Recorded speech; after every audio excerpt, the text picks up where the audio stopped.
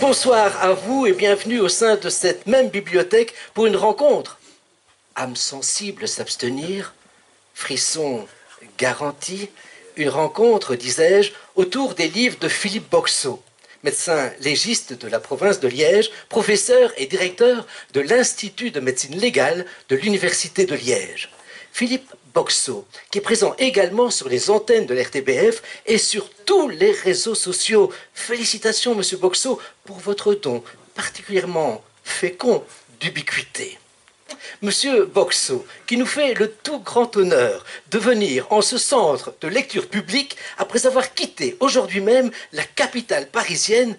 Mais enfin, Antoine n'est-elle pas, quant à elle, avec ses carrières, la capitale du pays blanc?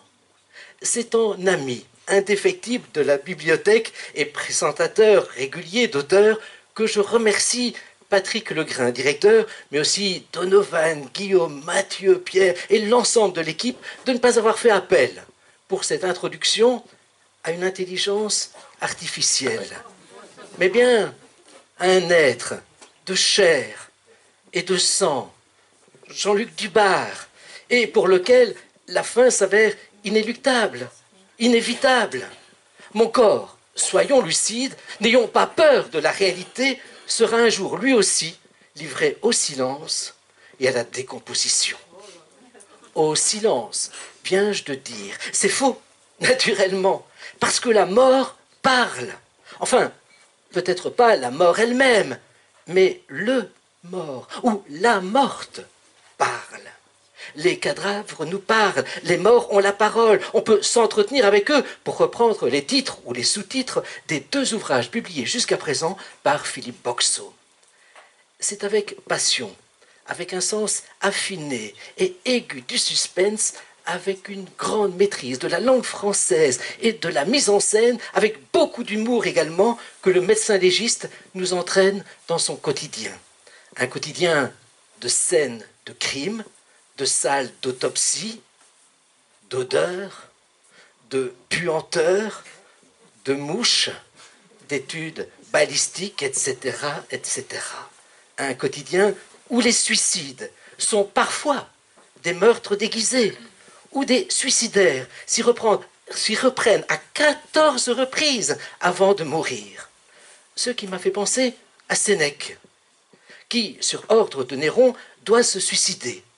Vous qui êtes pétri de culture gréco-latine et d'histoire, vous êtes certainement au courant de sa mort, dont l'agonie fut longue. Contraint au suicide par l'empereur Néron, comme je viens de le dire, Sénèque se donne la mort en s'ouvrant les veines des bras tout d'abord. Mais le sang de Sénèque, dont le corps est affaibli par les années et l'abstinence, laisse trop lentement échapper le sang. Il décide alors de se couper les veines des jambes et des jarrets. Ce n'est pas encore assez. Alors il boit le même poison violent que l'on a donné aussi à Socrate, la ciguë. Sénèque prend en vain ce breuvage, ses membres déjà froids et ses vaisseaux rétrécis se refusent à l'activité du poison. Il entre alors dans un bain chaud et répand de l'eau sur les esclaves qui l'entourent en disant « J'offre cette libation à Jupiter libérateur ».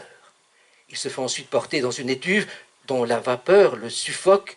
Sénèque meurt enfin. Si vous me le permettez, Monsieur Boxseau, je ne suis pas médecin. J'ai reçu une formation de philosophie. Nul n'est parfait, je le regrette vraiment. Et vous ne savez que trop bien que l'essence même de la philosophie, c'est la recherche de la vérité.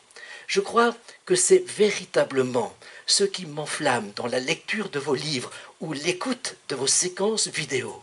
Cette recherche des traces, des indices, cette quête même de la vérité. La démarche est en ce sens métaphysique, voir ce qui se cache au-delà de la simple perception de la réalité. L'épouse a-t-elle vraiment incinéré son mari?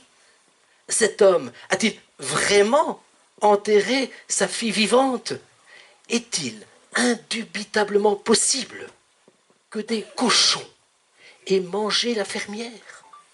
Est-ce plausible qu'au terme d'un pari fou, il ait mangé une fourchette et qu'il en soit mort? une fille peut-elle tuer son père alors qu'il est déjà mort? Et même, a-t-il profité d'une érection nocturne pour se suicider? Voilà quelques situations plus gore les unes que les autres que vous allez nous décrire maintenant dans le plus grand respect des personnes, des morts eux-mêmes et de leurs familles. Je ne pouvais que souligner dans cette introduction l'éthique qui vous anime dans votre vie professionnelle et dans la description des situations. Je conclus enfin en énonçant que vos confrères médecins doivent, dans une certaine mesure, vous envier. Vous faites en effet partie de ces praticiens qui ne devront jamais assumer le fait d'avoir tué un patient. Aucun recours, je suppose, ne vous a été adressé par la personne morte.